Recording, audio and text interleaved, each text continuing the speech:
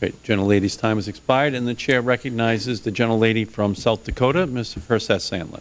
Thank you, Mr. Chairman, and thank you to our witnesses for being here today at this hearing.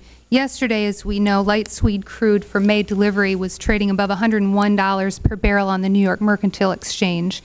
And these developments continue to be shocking and financially burdensome for families and businesses across the country, especially rural America like South Dakota, the state that I represent here in the Congress, since people drive such long distances daily to get to work, to get their kids to school, to transport goods for their small businesses.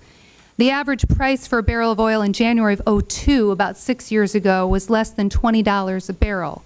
So even if we discount all the other problems, whether they're geopolitical, environmental, supply, that flow from our addiction to oil, its price volatility alone seems to me dictates that we must more aggressively move to diversify our energy sources. Now, I strongly believe one solution to this oil addiction is an increased use of domestically produced biofuels, such as ethanol, which have the potential to meet a significant portion of our nation's energy needs over the coming decades if we put the proper policies in place. This includes the robust and aggressive renewable fuels standard passed last December that drives the development and large-scale production of cellulosic ethanol in the decades to come. And I just would have to note for my colleagues on the committee, I know Mr. Sullivan mentioned the concern of his constituents about food prices.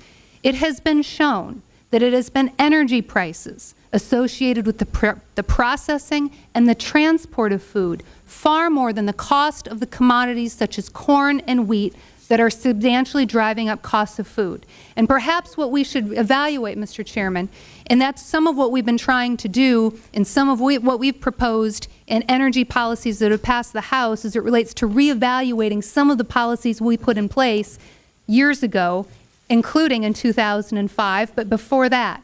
Because for those of you that don't represent agriculture, our farm policies, most of them, kick in when prices are low.